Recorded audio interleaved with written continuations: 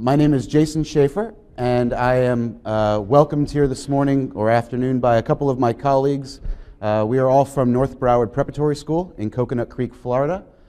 We are a K-12 family of schools run by the Meritas Corporation, and we've got 10 schools around the world, from Las Vegas to China, and we represent one of our 3 Florida schools. What I'm going to present to you this afternoon is something that I began using 3 years ago, and the circumstance that I used it under might help set the stage for why I use it and how it could be helpful to you. We were going through a phase in our school, and we were changing management systems, but I had to teach a summer course, and in that summer course there was no management system in place. We were in between Edline and then transferring to Skyward. And so I had to teach a summer course, collect assignments, collect grades, track students, give them feedback without any system in place. And so I decided that because of the nature of the course I was teaching, which is a course I'll be speaking about tomorrow called Personal Branding, we use social media and we teach social media. And so the idea was, how can I take a tool that I would like the kids to master and actually incorporate it into our everyday use, so it becomes natural, it becomes something that the kids can use. Now, as a byproduct of turning to Google Plus for this, I actually found that it not only changed the way I could communicate with my students, but it also changed the look of my classroom overall. There was a time when my students, and this might not work, but when my students would have binders that look like this. Especially when I taught at the middle school level. About 10 years ago when I started teaching 6th grade world cultures, my first year teaching, as many people probably remember, was a lot of handouts, a lot of essays, a lot of papers, and this was the result. So when I got to high school, especially when I started using Google for everything, I decided that this is not what I wanted and what the parents didn't want either, and we'll talk about why. So I had to eliminate that look, but of course we're all educators in here, and so this is what I felt like. I don't know that it ever got this extreme, but my life felt like this. I have my briefcase here, and it holds a lot, and I could probably fit half of that in here, and what I was doing was taking it back and forth with me to work every day. So I would collect 100 papers a day, because I always want my kids to be doing something. So to do something, they're going to give it back to me to assess. Even if for informal assessment, I'm going to end up coming to my house with this. My wife, who's here, would see these papers piling up. My classroom would look like this. And so besides the students' binders, I was also looking for a way to alleviate the paper in my life. And so what I accidentally stumbled upon was Google+. This is not something I ever used in my personal life. I am someone who's been using Facebook for the last 5 years, Twitter for the last 3 years. Google Plus to me was like the ugly stepsister. I didn't know why I would use it, why I needed it. Now I can't live without it. And so I'm going to share my experience with you today. And for those of you who don't know what I even mean when I say Google Plus, right? Google Plus has been sort of historically known as the redheaded stepchild of social media. And Facebook and Twitter are the more popular sites. Google has sort of tried to gain traction over the years, and up until this year, really had a hard time doing it.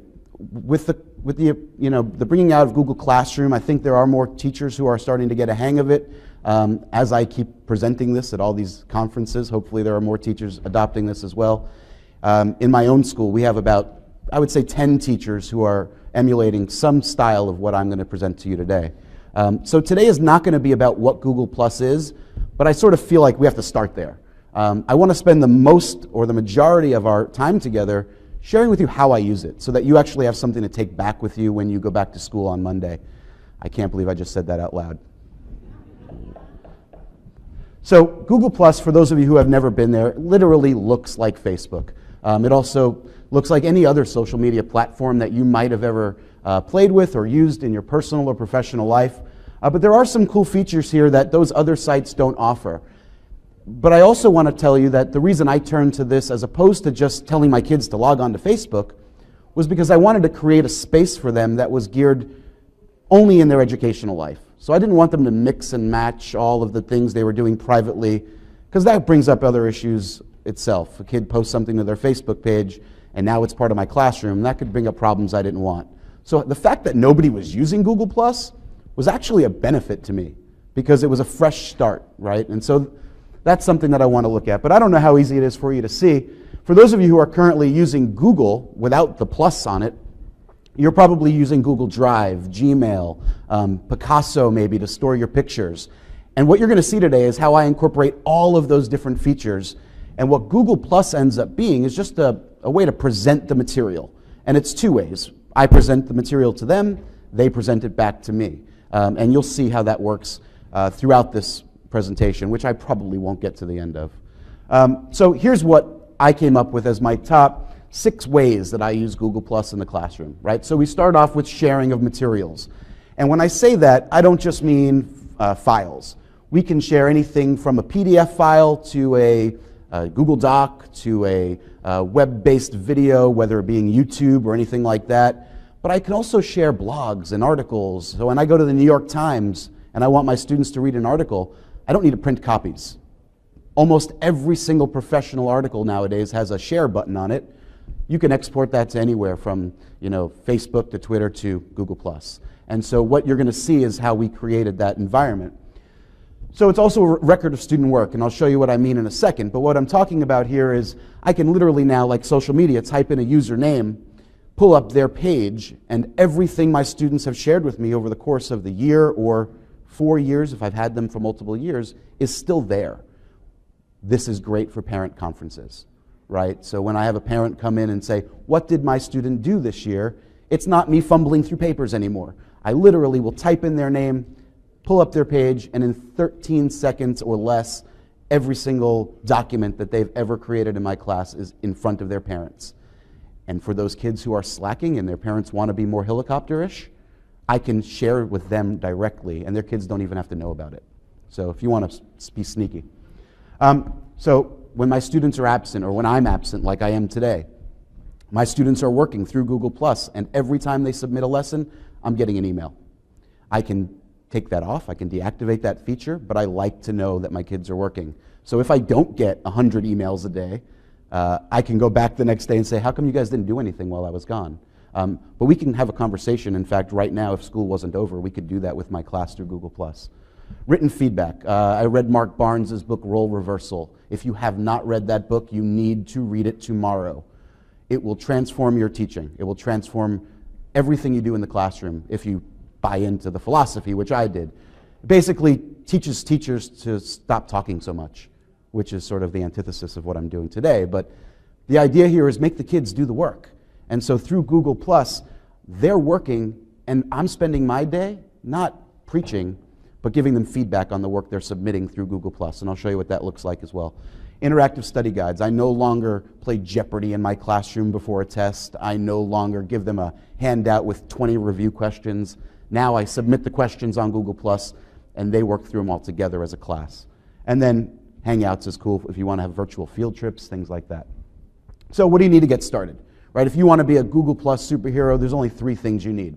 You need access to the internet, you need kids with computers, and you need a school that's going to allow you to use social media. The kids are already going to be willing to do it. The first time you introduce this to the students, their eyes light up, and they're going to test you. If you can get away with using this, if your principals or superintendents allow, they're going to test you. I'm going to turn my back the first day of class after I get these kids signed up, and there's going to be a kid who, while I'm not looking at the board, is typing, hey, look, this guy's going bald, or something like that. And so they don't realize that that's actually a lesson, because now what I teach them is, hey, by the way, what you just did has been recorded, and everything you do here is recorded. So I actually promote them passing notes now, because everything's done here, and I can see what they're doing. And that's the Google Hangouts feature that I'll show you in a little bit. So this is my page, and this is actually a copy of my page from about 6 months ago. And what you'll notice here, and the reason I show this, is because there's a number of how many people have actually visited my page since its inception. And 6 months ago, there were 288,000 views on my page, which tells me one thing. My kids are looking at what I'm posting. And I don't know if when I hand them a worksheet or when I hand them a stapled copy of notes, if that is going right into their binder, if that is being read, if that is getting stuffed in their school bag. What I know now, at least, is that there are 288,000 times someone has looked at my page to pull up a document, to watch a video, to do anything that I've shared. Truthfully, that number has grown. I no longer have 351 students who follow me. It's up to like the 580s and over 500,000 views, which again, it's not anything meaningful other than the fact that I know the kids are looking. I know they're using it, which is not something that I could have done if I was just handing out papers. So when we talk about presentation of materials, I'm going to just link real quick to my actual page live so I can show you how this works. But what I do is I create something called circles, and that's one of the features that really takes Google Plus over and above what the other social medias can do. I have created a circle for every single one of my classes that I teach, and I have 6 classes throughout the day. So I'm sharing with a circle, but I don't necessarily have to share with every single one of my students all at once. So if I have something I want to share with period 1, but I'm afraid period 3 might see it ahead of time and I don't want them to, I can literally share with the period 1 circle. Now the students are doing the same thing. They're creating a circle for my class. And so when they share something with me, they have the choice of sharing it with me privately or sharing with the entire circle. So what you're looking at here is actually the share button. So like at the top of your news feed, you would have what would you like to share. And here are your options. You can share pictures, links, videos, or even calendar events. And then you decide who. I can share this with the public, and everyone in the world would see it. I can share it with one particular teacher or student. I can also share it with whole circles or multiple circles. And this is the part that I like best. But we're gonna test the internet right now. And I just want to show you what this looks like live. So this is my actual Google Plus page. Yeah, we're up to 518,000 views, which again, I'm impressed by that for some reason. So these are things, and what we're looking at now is how the public can view me, and this is stuff that I've shared publicly. Most of my information I share privately, but there are some times where I come across something that I want maybe their parents to see or something like that. So let's say today, I want to share something with my students, so I'm not going to go to my profile because that just shows what's on my page. I'm going to go to my home page, and that's going to take me to a news feed that looks similar to what you would find on Facebook or something like that. So here's what I've got, right? I want to type the kids a message, right? Hey, everyone, something like that, right? I could then upload a picture, a link to a website. So I have a website, right? I want them to go to www.about.me. Now, Google should recognize it, and it's going to give a cute little thing if there's one available. So the kids are going to see right away where I want them to go. So this is great when I want to share a YouTube video, right? So I want to go here, I want to share a video. I'm going to type in the URL of the video, but then here in the comment box, what I'm going to share are maybe some review questions, or maybe a paragraph of information that I want them to read prior, or hey, you're about to watch this 10-minute video. Here are some of the key points I want you to look out for. Now, the kid is going to get a message similar to this. This is actually my personal one. This is not my school one. But let's say this is the one they get, right? So they see my post. This is from a gaming website. The kids then have the option to comment, hey, Mr. Shaffer, I just watched that video. Don't understand what I'm watching here. Can you maybe make sure tomorrow in class you talk a little bit about point A or point B, which is really helpful to them. So we're going to go back to my presentation. There we go. Right? And so, again, it is limitless because I can share a PDF file, I can share a Google Doc, I can share a link to a website, a link to a video, a calendar event. Hey, we've got a meeting after school for student government tomorrow, and share that calendar event right through Google. For me, again, I am a 21st century teacher. I enjoy the content that is on YouTube, and for me, YouTube being a Google app just works perfectly with this. If I come across a YouTube video, I don't need to copy and paste a link into my Google Plus page. I can do it right from YouTube. If you've ever gone to the share this video feature, Google Plus, even though Google is theirs, is the third option here. And that link right there, I could either copy and paste into Google Plus and share it from there, or just hit the Google Plus tile, and that would share it right away. And again, great. I'm going to see how many kids have viewed it and shared on that too. So again, as I said, I can save that comment box for questions, information that I want them to see, things like that. So when I present my notes, and I will tell you that I'm not someone who teaches a course that requires a lot of notes. I have presentations that I want them to watch, and usually those are embedded activities that I want them to go through. But if you were a math teacher, or I was previously a social science teacher, I have tons of notes. And I don't want my students writing notes all day, right? Especially if I'm going to flip my classroom, right? I want there to be activities that are done all day long rather than notes. And so what I do is I turn my notes either from a Google Doc, or if it's something I photocopied, I'll turn into a PDF file and share directly through here. So now, this is a lesson, or this was a week where I was teaching about population density in Japan. This was my social science class. And so I chose this particular screenshot to show you the variety of things that I could share here and that my students could see. So we were talking about fertility rates. And so there's a presentation I created through Google Slides. Thomas Malthus and overpopulation was another Google slide that I created. But then where we have population density case study, that was a textbook, 4 pages in the textbook that I wanted them to read. So rather than saying, go to your textbook and read it, because they never bring their textbooks, I photocopied them. I don't want to make copies and waste paper, so I uploaded them here. Literally 4 seconds it took me to upload them, share them. Now the kid reads it. Again, Mr. Shaffer, I don't understand what I read, or can you address that tomorrow in class? I can then even post my own questions and expect feedback, and that's what I'll get to in a second. We've also got videos here and different articles that are from the web. And you can even see in the bottom one, we were talking about the fact that in Japan, why are they so healthy? The fact that they're living till their late 90s is because, in part, because they're wearing masks when they go outside and they're not catching diseases. So I had a student who commented on a question I had asked, and she's like, oh, wearing a mask is a good idea in Japan because it's very, whatever she wrote, right? But the point is that I can now track that. I can look at it, I can comment back. I want to make sure that the feedback is recorded and it gives them a way for two-way feedback. I don't just want to put an A on the top of a paper and say, great job. I want to give them some specific feedback. This allows me to do that, plus get their responses, and they can comment back. So the other couple months ago, this is at the end of last year, I think this is when I presented at another conference. I was going to be absent. Maybe this was not a conference because it's unexpectedly. I think this was an illness I had, right? So I wasn't going to be in class, and at 10:30 at night, I knew that.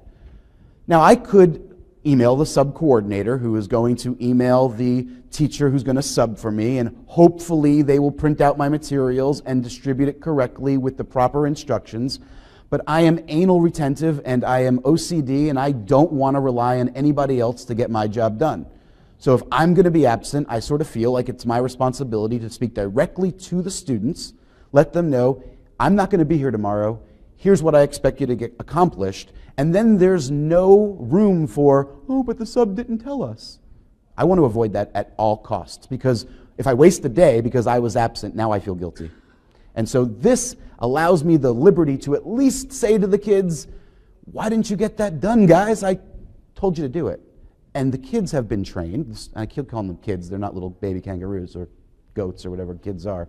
They're students, right? And so they're trained that every morning when they come into class, the first thing they do is they upload, go to Google+, check what's there. Upload your homework from last night and share it with me. Check out what I've shared with you. If I've left you comments last night, you have 5 minutes to address those comments. You don't need to fix it in 5 minutes, but write me back and say, Shaffer, I just noticed that you commented on my assignment. Here's what I'm planning to do to fix it, or thanks for the positive feedback, or whatever the case may be. So again, a great way for communication, and that's all this is. It's a communication tool, and it's one that literally has transformed my life. So this is a quote from Elon Musk, and this quote is something that I thought was important in regards to the importance of feedback. And at our school, this is something that we are doing. We have teachers who are using Notability to do this. For me, this is my comfort zone. Because we are a Google school, the kids are expected to use Google. We all have Gmail accounts. So I wanted to keep it all in the family. I wanted to make sure that we were just, again, I'm a believer in if we introduce too many different things, then we're just going to confuse people and it's not going to work. So if we can keep it contained with what we're already doing as a school, But I really do believe that for me to be able to give them feedback in a way that's recorded, documented, my principal knows that I've done it. We have another philosophy at our school where every 6 weeks, as a progress report, we leave comments. Our teachers are expected to leave a paragraph's worth of comments for every single student. I have 100 students every single trimester. And truthfully, in a 12-week course, it's week 6 before I know every single one of my kids. By week 12, they're gone. So if I'm going to leave accurate, fair, valuable comments for these parents about their students, I want to make sure that it's based on something more than, I think I remember your kid, they're doing a great job, way to go, keep up the great work. I don't want that to be the message that I send. So how does this help me? If I've been tracking all their work, if I've been leaving them feedback on all their work, it's now 6 weeks in. I average about 3 assignments per week. We now have 18 assignments where I've left them feedback. My comments, where it takes another teacher a week to write 100 comments, takes me about 3 hours, because I just go to each one of their pages. I look at every single assignment I've left feedback on, copy it, paste it, edit it so it all sounds right, and I'm done. I'm not starting from scratch, and that's really what's helped me get through that phase, which is very stressful at our school. So I mentioned earlier that one of my early teaching strategies was Jeopardy. As a social studies teacher, lots of content. I felt that if tomorrow was a test, I needed to make sure that they were ready.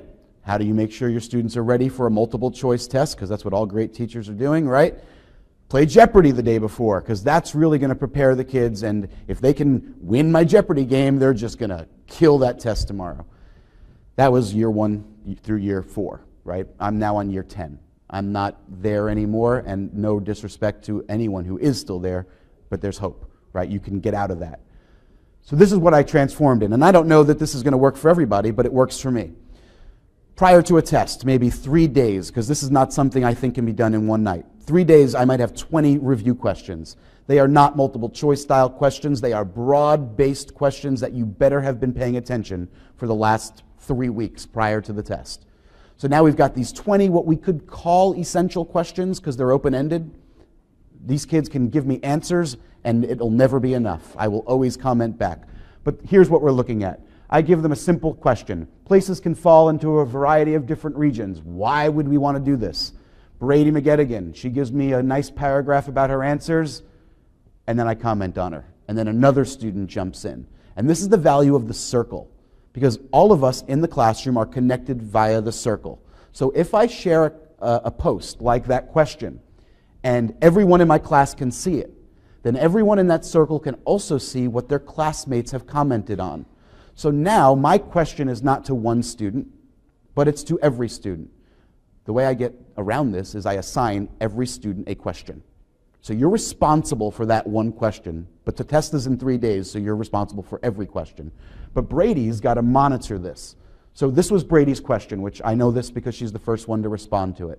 So I responded, and Richard is allowed to chime in, but Brady ultimately is the one who owns this question, and she's got to be the come in at the end and summarize what the full answer would be. And again, it's open-ended, so there never would be a true, real answer. I'm just trying to get them to give me back as much as they can remember from the content. And again, we could do this in a Jeopardy game, but it's multiple choice, one answer, no room for feedback, and it's not documented, and it's not participating, right? If it's Jeopardy, I got it right, end of discussion. Here, you may have gotten 90% of the answer, but we're going to continue this conversation until we get 110% of what I'm looking for, right? Give me more. So my favorite feature, what I use more than anything, is the student profile. So I don't know what it looks like in your house when you're grading, but I can tell you that for me, that book bag or this briefcase that I used to carry home with hundreds of pieces of paper now only contains my laptop and my iPad and my connections and all the things that I want, but none of the paperwork. Because every single assignment my students do, just like I share them through Google+, they send through Google. So they create it in Google Drive, or they create an iMovie, or they create anything, really, anything. They can upload to their Google Drive and then share via Google+. by literally going to their page, uploading the link, and pasting it and sharing it. It takes them about 4 seconds. 4. So this is Sam's page. I get home, I got to do my grades. I got to enter grades into the grade book because this feedback is great, but my principal expects grades. So I go to Sam's page, I scroll down, and I'm going to actually pull up Sam's page live. Now this was a student who took my class over the summer. He's getting ready to go to college. He's going to be able to take this with him when he goes because it's all documented on Google. So Sam in my class created a logo for his page because I teach a personal branding course now. He can track how many people have viewed his page. So as a student with 12,000 views, that means I've looked at his work a lot, but his classmates are also looking. Right? So here's all of his content. He plays the drums. He wants us to know it. So here's a video that he put on YouTube, and he shared it through Google+. He's playing some Rage Against the Machine, not a bad band. Right? Now, I watched this video. This was, what, October 19th, so a couple months back. This was something he was going to be sending to his college of choice. He's going to Stanford in just a couple of months. And he's going to be, pretty soon, probably the announcer for the Florida Marlins. But he's a broadcaster. And so this is awesome. I wish I was Sam Gelfand. Just a little bit of positive reinforcement. He's not my student, but just seeing that gives me the opportunity. Now, because I'm actually accessing this through my personal Gmail, I'm not looking at what he shared with me as a teacher. That's something that you do want to pay attention to if you're using this personally and in the school setting, is that you don't get those confused. So because I signed out of my school one, we're only seeing what Sam has shared with the world. We're not seeing what he shared individually with me. But again, that brings us back to this. And if I were to scroll down on that page, I would see all the documents that he shared, and I'd be able to leave him that feedback right from there. Now, Google Hangouts, this is something that if you don't know about it, it is amazing. You are a science teacher and you want to get someone from NASA into your classroom, good luck unless you live in Orlando doing that, or maybe Texas, right?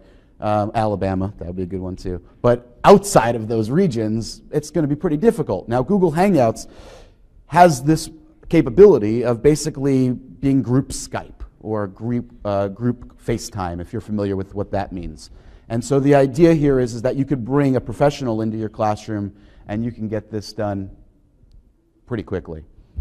And so I have a quick video here that'll just give you an introduction to what Google Hangouts is in case you don't know. I thought it would be cool for you to see. And then I'll show you what we're using it for in class.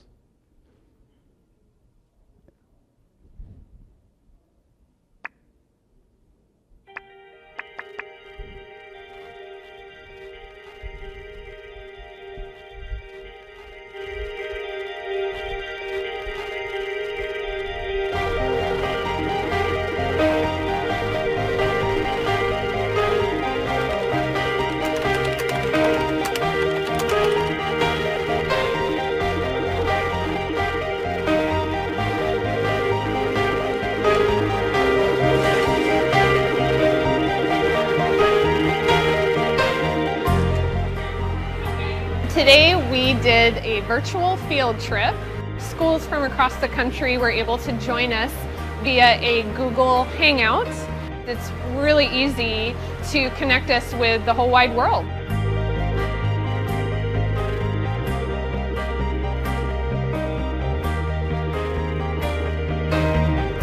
Do octopuses see in color?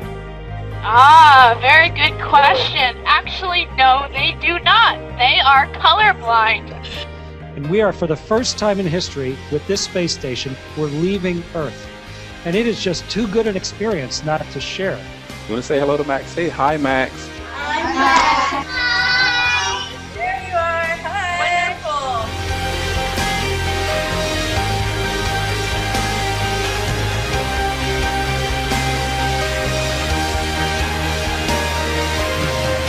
Hi, everyone.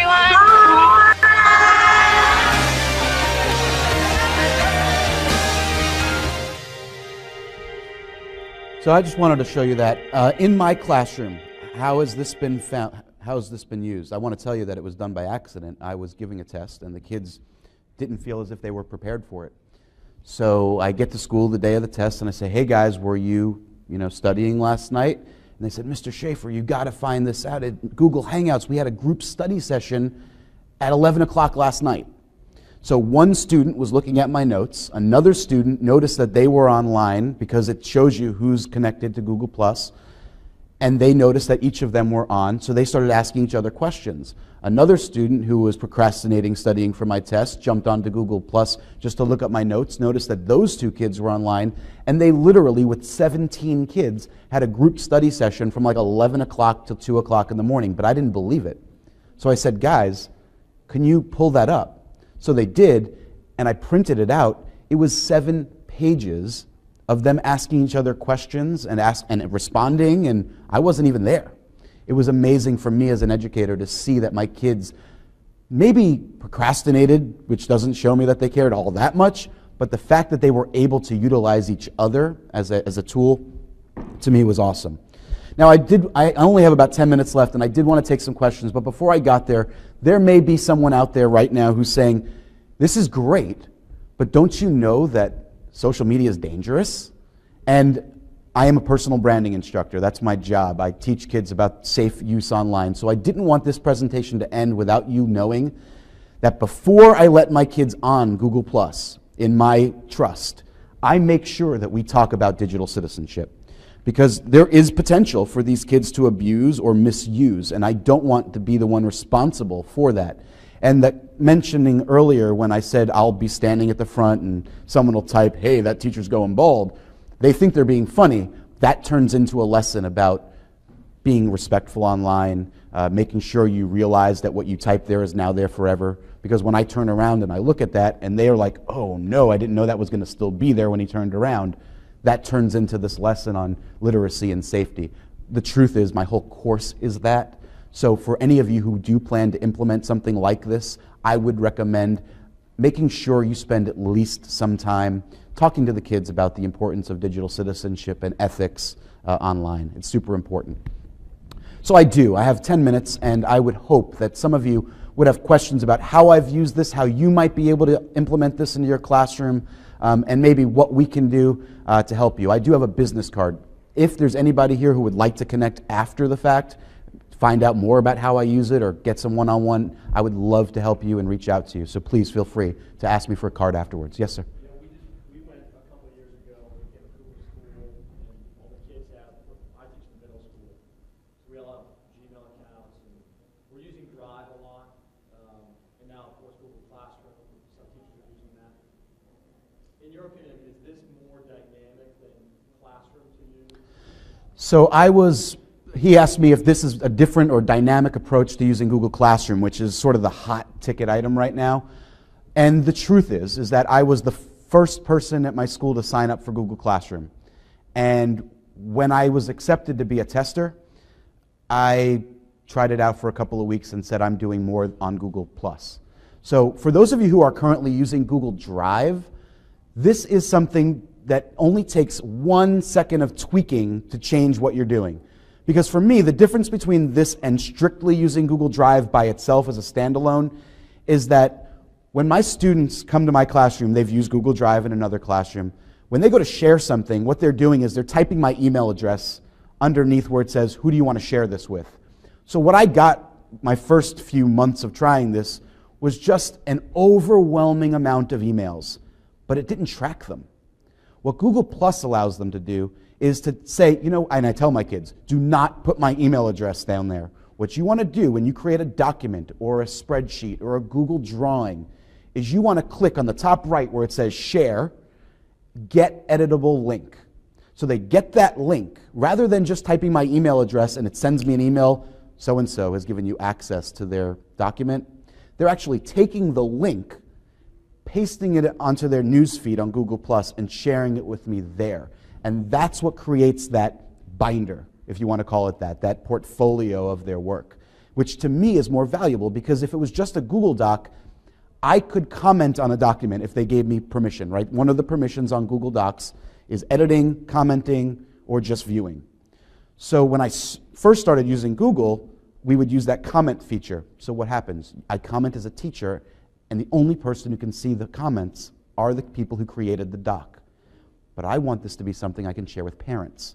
I want when parents come in, open house, pull up their kid, their student. I keep doing that. And all of a sudden now they've got a working portfolio. If I would have just shared it in Google Drive, I would have to go in my email or go into my Google Drive with all the shared documents. It becomes a mess. For me, this 1, 2, 3. I mean, it would change your life. Seriously, if you're using Google already. Yes, ma'am.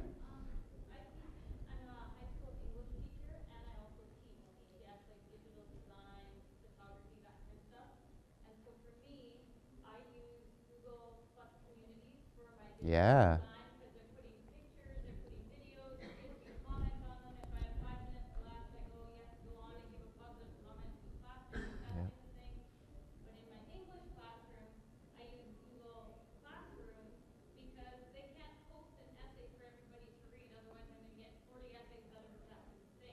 Oh.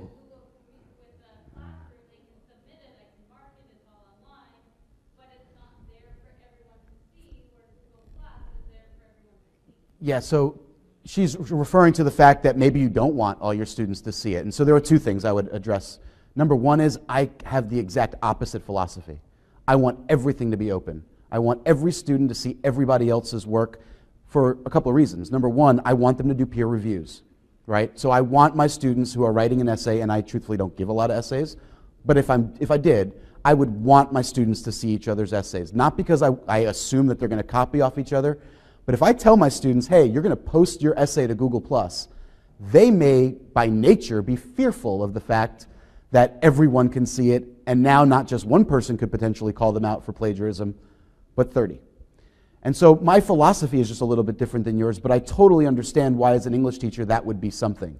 But again, for me, Google Classroom is that sort of private thing, whereas I really do want this to be a lesson in social media as well. So that idea of sharing content, sharing information, for me is something that is invaluable because of the nature of what I teach. So we do have a teacher who is a colleague of mine. His name is Bill Parsons. He uses Google Classrooms, I think, right? And loves it. Also uses Google Plus and loves it. And I think it's one of those things where you play around and you see what works best for you. I think as long as we can all agree, because they're listening, that we love Google, then they'll be kind to us and they'll keep coming out with great, cool tools and stuff like that. Yes, sir? Those 500,000 or so hits that you've gotten, do the analytics let you know how many of them were yours and break it down as to which students are more active than others? It does not. It does not. That would be a cool feature, maybe an upgrade for the future. I personally use services like Clout for my Facebook and my Twitter because I want to know who's looking at my things. But for this, I haven't noticed. But it doesn't take long as a teacher to know who's looking at your stuff, because by week 12, I still have students who might not be sharing things correctly. I have students who are never posting their work until the last week of school. So it does become an issue that way as far as who's looking. But as a teacher, being in the field for 10 years, you get an idea who's looking at your things. It's also nice because when I'm walking around the classroom, I know what I'm looking for. So if we're a 1-to-1 school, we're also a 2-to-1 school in some subjects or in grade levels. And so when I'm walking around, my students are expected to be on Google Plus or on the stuff that I've shared with them via Google Plus. So it's easy for me to sort of get a glimpse as to what they're doing because I know what to look for. But again, how you use this, why you would use it, in my career, what's changed for me, number one, is taking those papers home. I didn't want to do that anymore. I wanted it. I'm carrying this MacBook Pro. It weighs like 12 pounds. That was enough for me. I also wanted, when those parents came in front of me, to be able to have evidence of student work and growth. And for the fact that I'm looking at what these kids are doing. These students are creating a lot of things that I expect them to do. And if I'm taking the time to leave them feedback, rather than doing it on the top of a piece of paper that they're going to crumble up and throw in their bag, now it's documented, now it's there. And for me, it's something that I couldn't live without. And so I want to thank everybody for coming this afternoon. I know that it's late in the day and many of you guys probably chose this over something else that would have interested you. I hope this is something that you can use. And again, I invite you to reach out. I'm on Twitter, Shaffer_Jason. I also have a card that you guys can use if you would like to contact me for more. Yes, ma'am.